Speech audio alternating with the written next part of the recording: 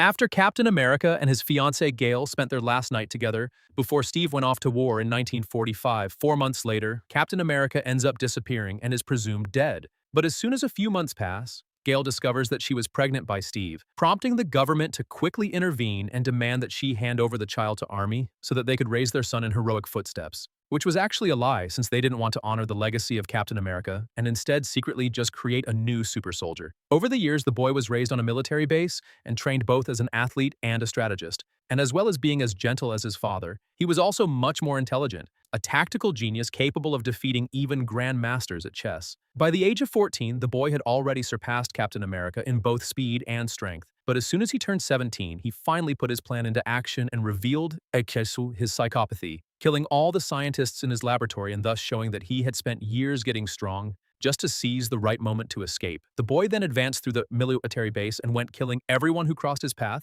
totaling 247 dead until he was the only one left. After the massacre, he went to the kitchen, took a knife, and cut his own skin, removing from himself the face given to him by his father and becoming the Red Skull. Years later, when Captain America had already been rescued from the ice and joined the Avengers, Steve was on a mission with Hawkeye Archer, facing some IMA soldiers, until suddenly the Red Skull appears, and the two begin a fight. Red Skull easily defeats Captain America, and after lifting him by the hair, he whispers something in his ear and throws Steve out of the helicopter. Hawkeye jumps in to save him, and a short time later, Captain reveals that the Red Skull said it was his son, and thus realizing that all his friends have been hiding the truth from him for years, Captain America kicks the face of Hawkeye Archer and defeats everyone from his base before fleeing. Meanwhile, the remaining Avengers go to the IMA barracks to look for Red Skull, only to find themselves face to face with the massacre carried out by him. Shortly afterwards, the Red Skull then appears and reveals that he had stolen the power of the Tesseract, defeating all the Avengers by and even launching the Hulk into the air just by thinking. And just as he was about to wipe everyone out for good,